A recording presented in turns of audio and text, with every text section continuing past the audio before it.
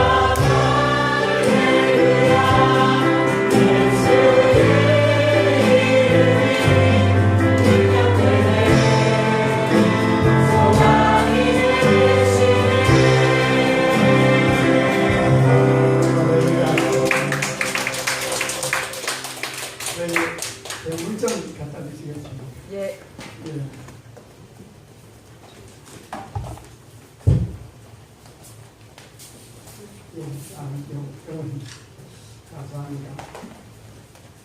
우리가 예수님을 믿고 예수 그리스도를 나의 주로 고백하면서 하나님을 나의 아버지라고 섬길 수 있는 것, 하나님을 아버지라고 부를 수 있는 것, 우리에게 놀라운 하나님의 은혜인 것입니다. 그래서 우리가 신앙생활 하면 할수록 그 예수님을, 그 하나님을 더 알아가려고 하는 간절한 마음이 있습니다. 그래서 어떻게 해서 하나님을 알 수 있죠? 어떻게 해서 우리 예수님에 대해서 배울 수가 있죠? 말씀을 통해서, 목사님의 설교를 통해서, 여러분이 큐티를 통해서, 여러분의 경건 생활을 통해서 하나님을 더 많이 찾게 되고 하나님을 발견하게 되고 하나님에 대한 지식을 가지게 됩니다. 하나님에 대한 지식, 하나님이 어떤 분이신가? 하나님은 무엇을 기뻐하시고 우리가 하나님 앞에 무엇을 피해야 할 것인지, 또한 우리 자신은 어떤 존재인지를 말씀을 통해서 배우게 됩니다. 그래서 말씀을 읽고 묵상하고 또 메시지를 들음으로 우리가 더 하나님과 가까이 살고 싶고 말씀에 순종하며 살고 싶은 마음이 간절합니다. 그렇지 않습니까? 그런데 그럼에도 불구하고 우리가 말씀대로 살지 못할 때가 너무나 많이 있다는 것입니다. 그런데요, 우리가 말씀을 많이 알고 말씀에 대한 지식이 많이 있다고 해서 하나님의 말씀에 순종하고 믿음으로 살아갈 수 있다는 것은 아닙니다. 우리가 믿음으로 살아갈 수 있는 것은 우리 가운데 성령님께서 역사하셔야 됩니다. 믿음을 주셔야 됩니다. 그래서 그 믿음 붙잡고 성령님께서 주시는 그 믿음 붙잡고 나아갈 때에 우리가 이 땅에 살아가면서 하나님의 자녀로서 그렇게 능력 있는 삶을 살게 될 줄로 믿습니다. 하나님에 대해서 아는 것 중요합니다. 어떤 분이 우리가 그분과 사귀시려고 하면은 그분을 알아야 되잖아요. 그런데 우리의 신앙은 거기에서 끝나는 것이 아니고 그 하나님을 아는 것에 끝나는 것이 아니고 체험해야 됩니다. 만날 수 있어야 됩니다. 그래서 그 하나님을 실제적인 하나님으로 성경에 있는 추상적인 하나님이 아니라 실제적으로 살아계신 하나님을 만나고 그 다음에 그 하나님을 어떻게 하고 누리고 그 하나님을 다른 사람에게 나눌 수 있는 이런 믿음 생활이 되어야 될 줄로 믿습니다. 하나님에 대한 것, 신앙이라는 것은 하나님을 이해하는 것이 아니고 하나님에 대한 지식으로 만족하는 것이 아니고 그 실제적인 하나님을 만나야 됩니다. 성령을 통해서 하나님 만나지 못하면 우리의 신앙생활은 굉장히 메마르고 문자적이고 딱딱하게 신앙생활 할 수밖에 없습니다. 그래서 오늘 시간에 성령님이 임하소서, 성령님의 역사하심이 우리 가운데 함께 하기를 바라는 간절한 마음으로 이제 함께 말씀을 나누고자 합니다. 성령님은 어떤 분이신가? 성령님은 인격적인 하나님이십니다. 성령님에 대한 언급은 창조 때부터 나타나고 있습니다. 창세기 1장 1절 태초에 하나님이 천지를 창조하셨습니다. 2절 땅이 혼돈하고 공허하며 흑암이 깊음 위에 있고 하나님의 신은 수면 위에 운행하십니다. 처음에 천지가 창조됐을 때에 공허하고 흑암 가운데 있었습니다. 혼란 가운데 있었습니다. 무질서 가운데 있었습니다. 그리고 거기에는 텅 빈 공간이었습니다. 어두운 공간이었습니다. 그런데 그 위에 누가 계셨다고요? 하나님의 영이, 여호와 영이 수면 위에 운행하셨다고 기록이 되어 있습니다. 이것은 마치 여러분 암탉이 알을 품듯이 그렇게 공허하고 무가치하고 흑암 가운데 있고 이런 땅 위에 성령님께서 그것을 품으시고 마치 암탉이 알을 품듯이 품으실 때에 공허한 것이 충만한 것을 채워지고 무질서가 질서가 있게 되고 무가치한 것이 가치 있는 것으로 변하게 되었다는 사실이겠습니다. 성령 하나님은 처음부터 우리 가운데 계셨고 창조 때부터 함께 계셨습니다. 그래서 우리의 삶 속에 여러분의 삶이 뭔가 뒤죽박죽이 되어 있고 제대로 뭔가 혼란 가운데 있고 어떤 분별력을 갖지 못하고 당한 가운데 있고 두려움과 그런 낙심 가운데 있다고 할 때에 우리가 정말 찾고 구해야 될 것은 바로 성령 하나님이시라는 것입니다. 우리에게는 하나님의 자녀의 권세가 있습니다. 자녀의 권세를 가지고 그 자녀의 권세는 예수 이름에 사용할 수 있는 권세입니다. 예수 이름으로 악한 것들을 몰아내고 쫓아내고 또한 우리에게 예수 보혈의 능력이 있습니다. 그 보혈로서 우리가 제사함을 받고 우리가 치유함을 받고 회복이 되는 역사가 일어납니다. 그런데 이런 예수 이름의 권세와 예수 보혈의 능력이 성령님께서 우리 가운데 임하심으로 말미암아 이런 일들이 우리 가운데 일어나게 된다는 것입니다. 예수 이름의 권세가 얼마나 크고 놀랍습니까? 하나님께서 그를 지극히 높여 모든 이름 위에 뛰어난 이름을 주사 하늘에 있는 자들과 땅에 있는 자들과 땅 아래 있는 자들로 모든 피조물이 예수의 이름에 무릎을 꿇도록 했습니다. 그러니까 우리가 예수의 이름의 권세를 가지고 나아감으로 말미암아 우리 가운데 역사하는 어두운 영들, 악한 영들, 추한 영들, 더러운 영들, 엄난 영들을 몰아내고 뿐만 아니라 우리가 하나님의 자녀이기 때문에 하나님께 우리의 필요를 구할 수 있는 이런 우리에게 자격이 주어졌다는 사실이겠습니다.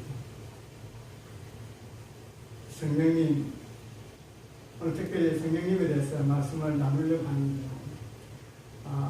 성령님은 우리 가운데 어떤 일을 하십니다. 그럼 성경에 몇 가지 인물을 통해서 같이 한번 말씀을 나누고자 합니다. 여러분 요셉 이야기 잘 아시죠? 아시죠? 요셉 이야기는 창세기 37장부터 나오는데요. 요셉이 17세 때 꿈을 꾸고 그것으로 말미암아 형제들에게 미움을 받고 그리고 구덩이에 빠져서 죽을 운명까지 빠뜨려졌는데 이제 대상들을 살려서 애국으로 가게 됩니다. 노예 신분입니다. 그래서 거기서 어느 정도 좀 될만하니까 또 보디발 아내의 모함을 받아서 감옥에 들어가게 됩니다. 여러분 요셉의 이야기를 우리가 가만히 생각해 보면요. 어릴 때 청소년기에 그 요셉은 꿈 많은 소년이었습니다. 그런데 어느 날 자기 삶이 완전 뒤집박된 거예요. 여러분 생각해 보시죠. 그 17세의 청소년기에 뭔가 미래가 보였는데 집에서 쫓겨났습니다. 노예가 되었습니다. 그리고 그가 정말 아버지의 사랑을 많이 받았잖아요. 부모도 그리웠을 것입니다. 노예 생활하는 게 쉽지가 않습니다. 어떻게 근데 그가 그런 생활을 이겨내고 견딜 수 있었을까요?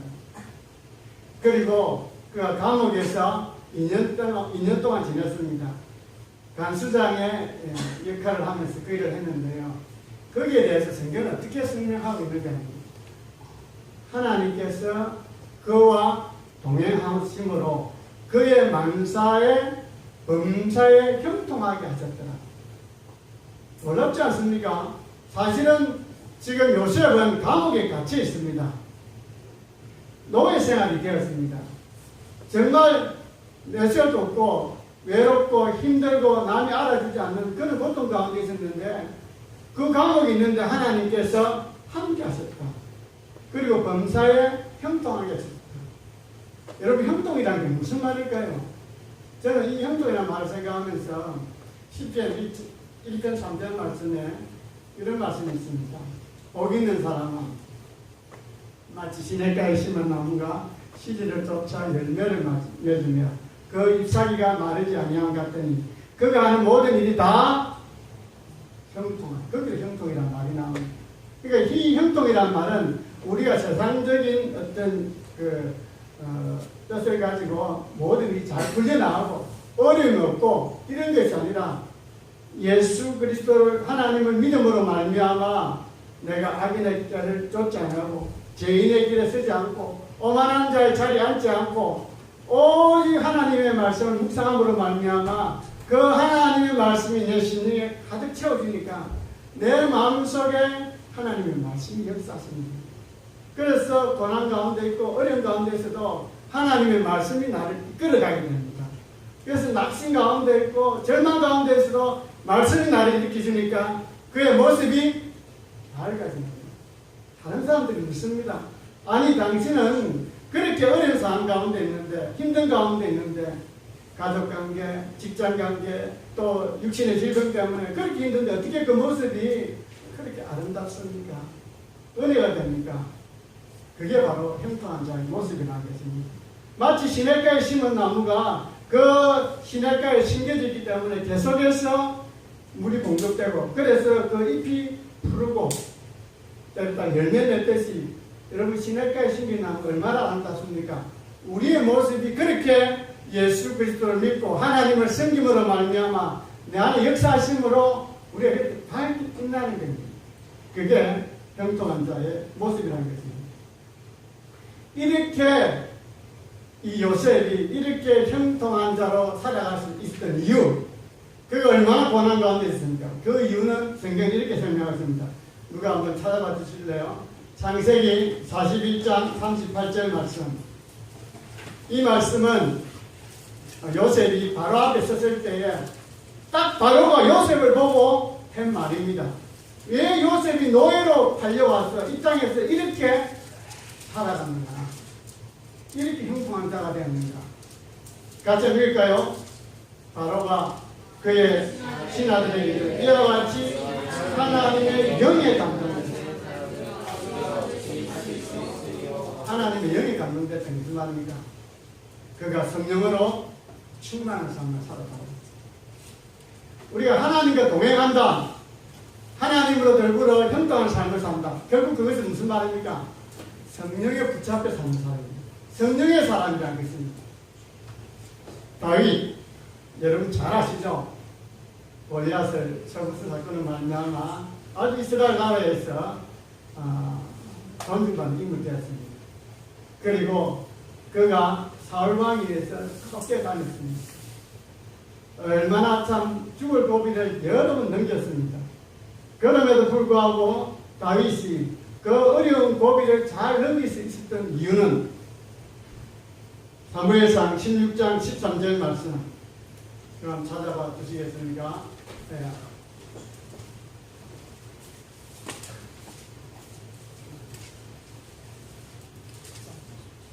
16장 13절 사무엘이 기름 불병을 가져다가 그의 형제 중에서 그에게 부었더니 그날 이후로 성령의 기름 부으심 받은 이후로 다윗이 여호와의 영이 무엇입니까? 하나님의 영, 여호와의 신, 성령, 그리스도 영. 그때부터 다윗이 성령의 사람이 됐답니다. 성령의 감동하심으로 늘 성령 충만함으로 살았기 때문에 그가 현실적으로 어려운 그런 공경을 수없이 만났지만은 그가 끝까지 믿음에서 떨어지지 않고 이겨낼 수 있습니다. 물론 사무엘하에서 11장에 바세바 사건이 있었습니다만 그 이후에 다시 회복될 수 있었던 것도 주의 내게서 성령을 거두지 마옵소서. 그가 성령을 놓치기 때문에 그런 일을 당했다는 것입니다. 성령의 사람은 어떤 경우에도 이겨낼 수 있습니다. 견디낼 수 있습니다. 새롭게 시작할 수 있다는 것입니다. 여러분 다니엘 아시죠? 다니엘이 남쪽 유다가 멸망당할 때에 거기 바벨론으로 끌려갔던 아주 젊고 유능했던 인물입니다. 근데 다니엘이 그 사회에서 멀리 이방에서 노예로 끌려온 다니엘이 아주 특별한 인물이 되거든요. 그러니까 많은 대신들이 다니엘에 대해서 시기를 하고 그리고 금령을 만들어서 누구든지 왕에게 절하지 않는 자를 왕 외에 다른 곳에 절하는 자를 찾아버리든지 했습니다. 그런데 다니엘은 그 말을 듣고도 여전히 창문을 열고 적당히 해도 될 건데 남들이 볼 수 있게 창문을 열고 예루살렘 향해서 하루에 3번씩 기도해요. 그 다니엘에 대해서 성경은 어떻게 표현하고 있는가? 다니엘서 5장 14절 말씀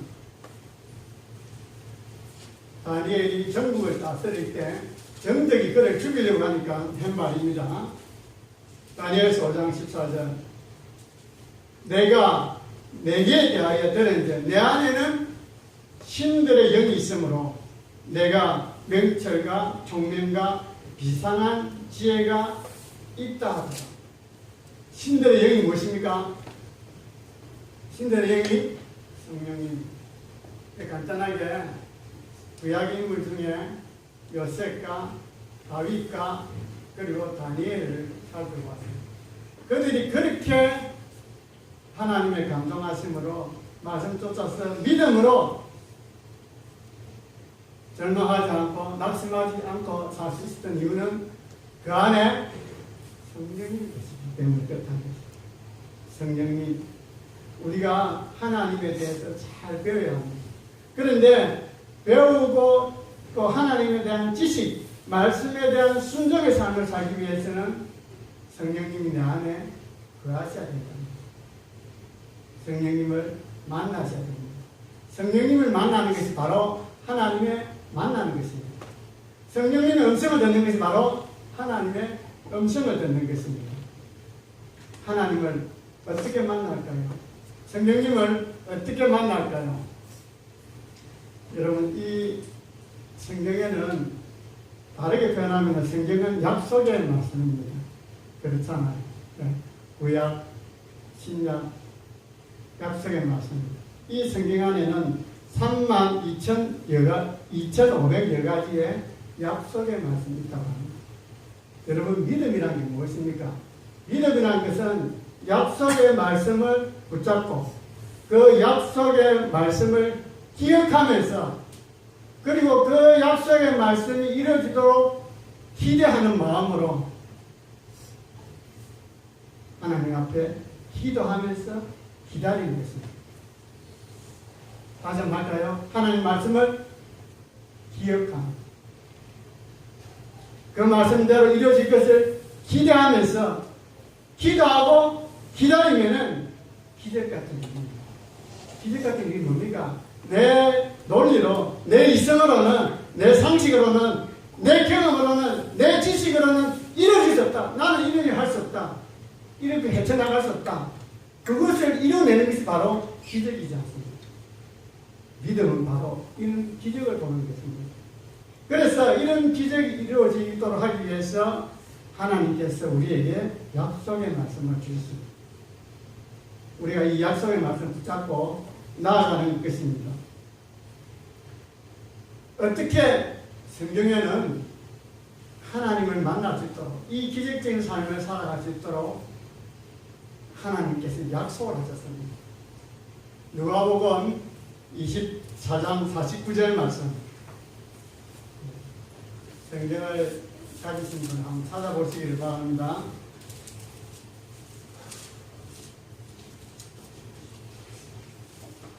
우리가 하나님을 만나는 것, 음성 듣는 것, 동행하는 것, 평등한 삶을 사는 것, 그것은 바로 성령님의 운행하심 안에 거하는 것입니다. 그러니까 성령님을 실제적으로 만나야 된다는 것입니다. 그런데 하나님께서는 성령님을 만날 수 있도록 약속을 하신 거예요. 그러니까 우리가 그 약속의 말씀을 붙들고 어떻게 해야 돼요? 그 약속의 말씀을 기억해야 돼요. 그리고 이것이 이루어지도록 기대하고 그 다음에 그 말씀을 붙잡고 기도하고 기다리는 거예요. 자, 보십시오.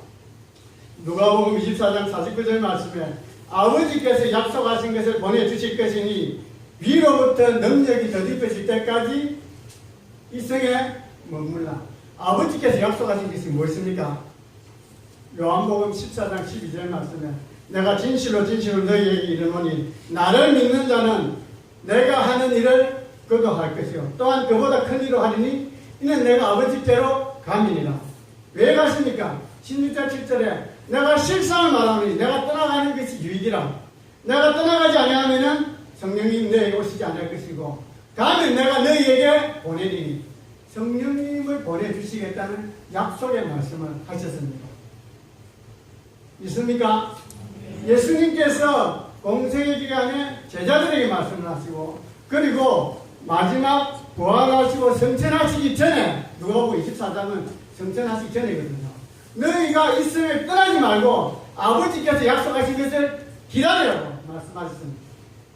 누가복음이 넘어가면은 그 다음에 누가복음과 같이 있던 성경이 사도행전이죠. 한 권인 건 아시죠? 사도행전 1장 4절 5절에 보면 그 말이 다시 반복이 되고 있습니다. 아버지께서 약속하신 것을 기다리라. 예루살렘을 떠나지 말고 내게서 들은 바 아버지께서 약속하신 것을 기다리라.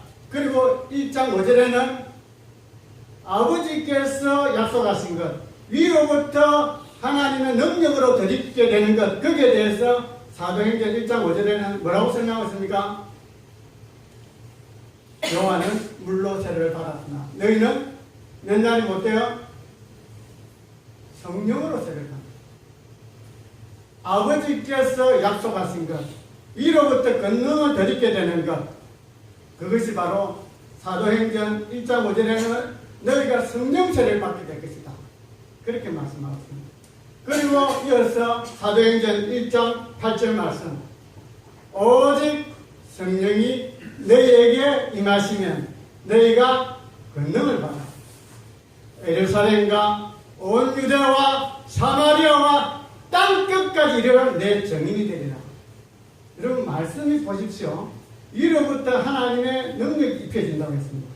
그리고 그것이 사도행전 1장 4절에는 1장 5절에는 성령 세례라고 했습니다.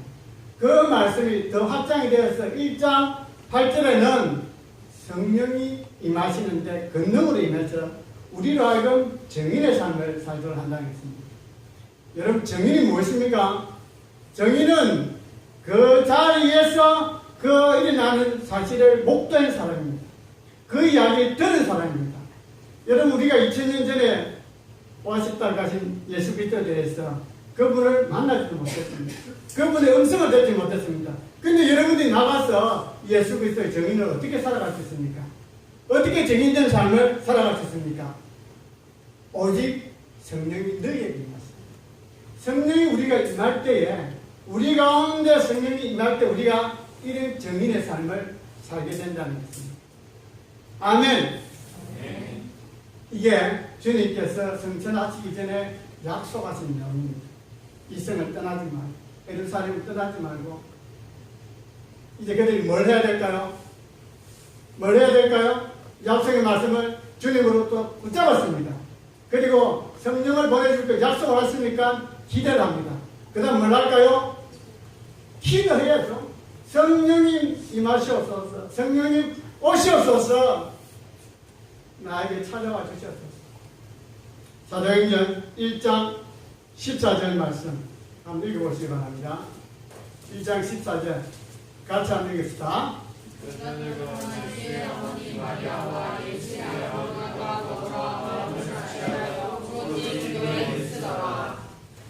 마음을 같이하여 오직 뭘 힘쓰더라?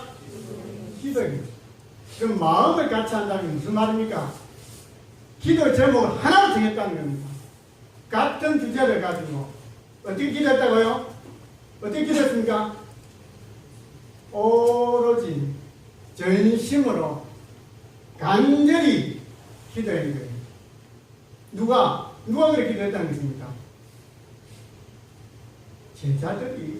제자들이 여자들과 예수의 어머니와 거기 있는 사람과 더불어서 예수님께 약속을 하셨으니까 그 약속이 이루어지도록 간절히 그 말씀 붙잡고 기도한 거예요. 한마디로 무엇을 위해서 기도했을까요? 무엇을 위해 기도했을까요? 뭘 약속했습니까? 뭘 약속했습니까?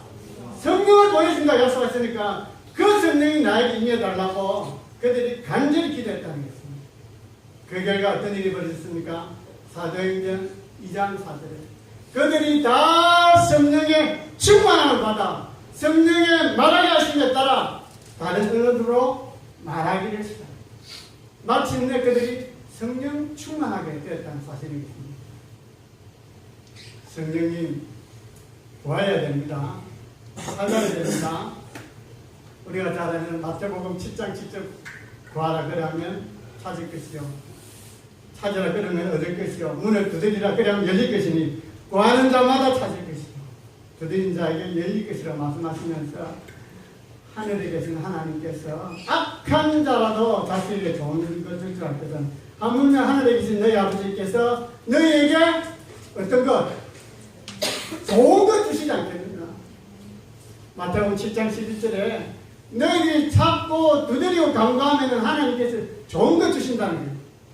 우리 가운데 가장 좋은 게 무엇일까요? 가장 좋은 것. 찾아보셔야 돼요. 대답이 없었어. 예. 누가복음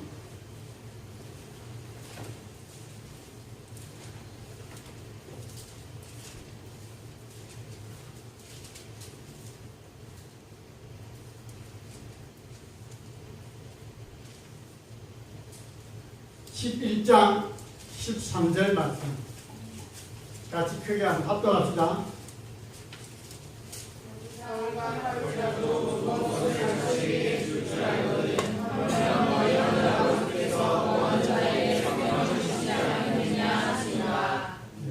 마태복음 7장 말씀과 병행구절입니다. 구하고 찾고 두드린다. 한마디로 무엇입니까? 기도하는 거예요. 구한다는 게 없으니까 또 찾는 거는 잃어버렸으니까 다시 찾는 거예요. 닫혀 있으니까 두드리는 거예요. 기도해서 성령님 나에게 찾아와 역사해 주옵소서. 성령 충만을 구해야 될 줄로 믿습니다. 그런데 여러분들이 오해하는 사람이 있어요. 내가 예수를 믿었기 때문에 나는 성령 내 안에 계시니까 내가 성령 세례 받는 것, 성령 경험하는 것, 성령 충만하는 것, 그거 없어도 말씀 가지고도 살아갈 수 있다. 이렇게 오해를 하기 쉽습니다. 그런데요, 구원 이후에 또 다른 하나님의 역사가 우리 가운데 찾아오는데 그게 바로 성령 세례 받는 사건입니다. 사도행전 말씀을 8장 말씀을 한번 볼 텐데요. 여러분 스데반의 일로 말미암아 예루살렘에 있던 그 믿는 자들에게 핍박이 왔습니다. 그래서 사도들 외에는 제자들이 다 흩어지게 된 거예요. 그래서 빌립이 사마리아 성에 내려가서 복음을 전합니다. 복음을 전할 때에 그들이 믿고 세례를 받았다고 기록하고 있습니다. 여러분 믿고 세례 받는 것 구원 받았을까요? 못 받았을까요? 당연히 구원 받았죠. 마가복음 16장 16절에 믿고 세례를 받는 자는 구원을 받을 것이요 구원받은 자들입니다. 그런데 이 구원받았다는 소식을 듣고 예루살렘에 있던 베드로와 요한이 사마리아 성에 내려갑니다. 그리고 그들에게 이야기를 합니다. 성령에 대해서 설명하고 그리고 성령 받기를 안수를 합니다. 사도행전 8장 15절 말씀입니다. 성령 받기를 여러분 잘 생각해 보십시오. 구원받은 자에게 성령 받도록 성령 세례를 받도록 성령 체험을 하도록 베드로 요한이 기도했다는 사실입니다. 그러니까 어떤 일이 벌어졌을까요? 어떤 일이 벌어졌을까요? 16절 17절 뭐라고 기록되어 있습니까?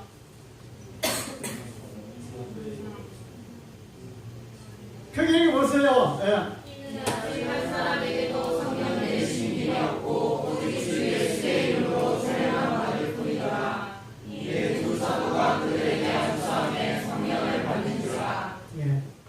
구원받은 자들입니다. 그런데 구원받은 자들이 말씀에 순종하고 능력으로 살기 위해서는 뭘 받아야 됩니까? 성령을 받아야 됩니다. 성령 세례를 받아야 됩니다. 성령 받지 못한 게 구원받지 못한다고 말하는 게 잘못된 것입니다. 우리가 성령으로 말미암아 예수 그리스도를 구주로 고백을 했습니다. 내 안에 성령이 내주어 계시지만은 위로부터 덧입혀지는 능력, 특정한 장소에 특정한 시간대에 안수함으로 말미암아 또는 이렇게 성령 집회에 가서 여러분이 기도하는 가운데 성령님께서 임하심으로 말미암아 성령의 체험을 하게 된다. 여러분 성령님이 눈에 보입니까? 성령님은 영입니다. 그런데 그가 성령 받았다는 것을 성경에 보면요 안수하니까 성령을 받았다는 거예요. 성령 받으면 어떻게 할 수 있을까요? 왜냐하면 성령 받으면 사람이 육체적인 반응이 옵니다. 변화가 온다는 것입니다.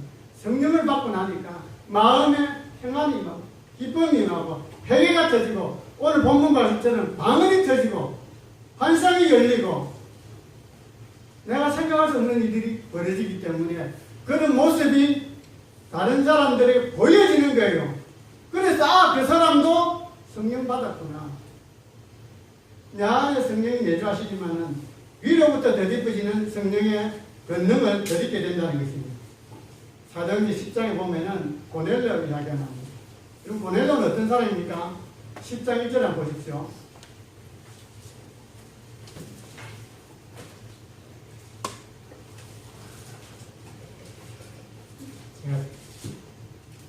자, 보시겠습니다.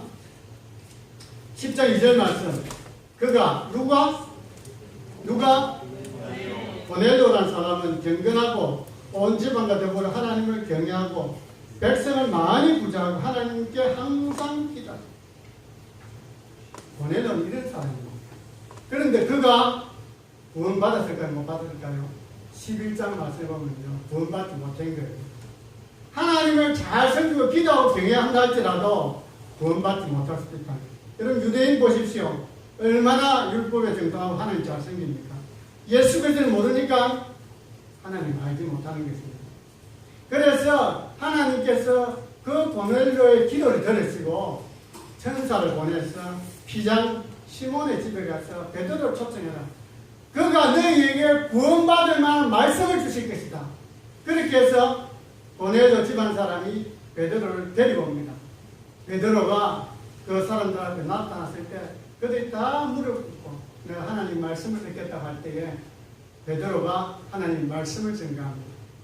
하나님의 말씀을 전할 때에 어떤 일이 벌어졌습니까? 그들이 성령의 충만함을 받았어요. 방언을 했다고 말씀하고 있습니다.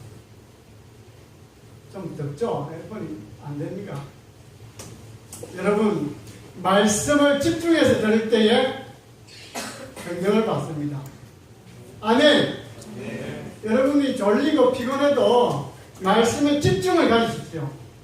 그리고 아멘을 하다 보십시오. 그러면은 그 졸음의 말이야 떠나갑니다. 여러분의 피곤이 땡겨집니다. 아멘을 하다 보시기 바랍니다. 말씀에 집중해야 됩니다. 고넬료가 말씀에 집중할 때에 성령을 받았습니다. 말씀에 집중하지 않고 졸고 있다가는 어떻게 됩니까? 유두보처럼 힘들거렸다고 피곤하다고 졸다가 떨어져서 어떻게 됐나요? 어떻게 됐나요? 나중에 성령 찾아봐 주십시오. 성령님께서 우리 가운데 이렇게 역사하신다는 게 있습니다. 바울이 에베소 교회 갔을 때입니다. 여러분, 바울이 전도여행을 많이 다녔잖아요. 몇 번 전도여행 갔을까요? 1차, 2차, 3차, 그리고 예루살렘에서 잡혀서 로마로 압송이 되고 마지막 디모데후서가 마지막 서신인데 거기 보면은 또 사도 바울이 전도의 이야기가 나옵니다. 그래서 5차까지 전도하지 않나 그렇게 생각하는데요. 사도행전 19장에 보면은 에베소에 있는 사람들이 아볼로를 통해서 하나님을 만나게 됩니다. 구원받았다는 얘기 듣습니다. 그래서 그 이야기 듣고 사도 바울이 에베소 사람들에게 찾아가서 너희가 믿을 때에 성령을 받았느냐? 그렇게 묻습니다. 그러니까 그 에베소에 있는 성도들이 우리는 성령이 있는 것도 알지 못한다고 했습니다. 그래서 바울이 어떻게 했습니까? 그들을 위해서 기도하니까 성령께서 임하셨다는 것입니다. 성령님 우리가 간절히 찾고 간구해야 될 줄로 믿습니다. 자, 오늘 말씀 보시겠습니다. 고린도전서 2장 4절 말씀입니다. 같이 볼까요? 내 말과 내 전도함이 설득력 있는 제 말로 하지 아니하고 다만 성령의 나타나심과 능력으로 하라. 저는 여러분에게 성경 말씀을 풀어드리면서 어떻게 하면 말씀에 깊이 있게 들어와서 진리의 말씀 가운데 제가 이게 지식을 전하는 것이 아니고 정말 성령의 감동하심으로 깨달음 있게 하시고 성령께서 역사하셨던 그런 마음으로 제가 준비를 하고 올랐습니다. 거기 썼습니다. 여러분, 사도 바울은요, 성경에 대한 지식이 아주 해박한 사람입니다. 그는 가마리엘 문화에서 최고의 학자입니다. 가마리엘. 거기서 성경 공부를 했습니다. 하나님에 대해서 성경 지식에 대해서 정통한 자입니다. 하나님에 대해서 너무 많은 지식이 있으니까 그 지식을 가지고 예수 믿는 사람들, 그리스도인을 어떻게 했습니까? 핍박하고 잔멸하는 일, 교회를 잔멸시키기 위해 앞장섰습니다. 하나님에 대해서 아무리 많이 알아도 성령님을 모르고 바른 지식을 갖지 못하면 오히려 그것이 하나님의 사역을 방해한다는 것입니다. 여러분, 사울이 사도행전 9장에 보면은 바울로 변화된 사건이 있습니다. 아나니아가 기도할 때에 그가 성령 충만을 받아서 그때부터 이제 사역을 하기 시작하는데요. 그가 얼마나 많은 지식이 있습니까? 얼마나 많은 경험도 있고, 그럼에도 불구하고 그가 그렇게 사역했던 그 모든 것들, 그것은 그의 지식으로, 그의 논리적인 설명으로 그렇게 한 것이 아니라, 그렇게 하지 않으면 어떻게 해요? 어떻게 했다고요? 있잖아요. 설득 내 말과 내 전담이, 다시 말하면 사도 바울의 그 모든 놀라운 사역들이 설득력 있는 지혜의 말을 하지 않고 그가 아는 지식으로, 경험으로, 논리로 그들에게 예수 그리스도를 증거하는 것이 아니고 하나님을 나타내는 것이 아니고 무엇으로? 다만 성령의 나타나신가 능력으로 일을 해왔다는 것입니다. 우리에게도 성령님을 찾아야 됩니다. 안녕해야 됩니다. 소통해야 됩니다. 더 간절히 그분께 나아가야 됩니다. 사도행전 1장 그들이 말씀 붙잡고 간절히 기도했습니다. 우리 주님께서도 누가복음에 찾고 구하고 두드리라 성령을 주시오. 성령 충만을 사모하십시오. 성령을 구하십시오. 우리가 성령님을 알지 못합니다. 말씀에 대한 지식은 있어도 그렇게 믿음대로 살아갈 수 없다는 것입니다. 그래서 하나님의 말씀에 순종하며 살아갈 수 있도록 하기 위해서 성령님께서 우리 가운데 오셔야 된다는 것입니다. 말씀을 깨닫고 말씀대로 살기 위해서 성령 세례를 받아야 됩니다. 제가 성령 세례라는 표현에 대해서 여러분 이해를 하시기 바랍니다. 사도행전 1장 4절에 5절에 성령 세례라고 이렇게 설명이 되어 있습니다. 성령 세례를 사모하십시오. 그리고 성령 충만, 성령 세례, 성령의 기름 부으심, 하나님의 권능을 더듬는 것, 성령 충만하는 것, 다 조금씩 내용은 다르지만 다 성령님으로 말미암아 일어나는 그런 체험적인 현상들을 말하는 것입니다. 우리가 성령 충만할 때 예수 그리스도의 삶을 살게 됩니다. 예수 그리스도로 옷 입는 삶을 살게 됩니다. 여러분들이 지금 옷을 입고 있잖아요. 제가 지금 양복을 입었습니다. 여러분이 보는 것은 제 양복입니다. 여러분이 예수 그리스도를 옷 입었다면은 사람들은 여러분을 볼 때 무엇을 봅니까? 예수님으로, 예수 그리스도의 모습을 우리가 보여줄 수 있어야 된다. 예수 그리스도 옷 입는 게 그런 말입니다. 그렇게 옷 입기 위해서는 성령으로 충만해야 된다는 거예요.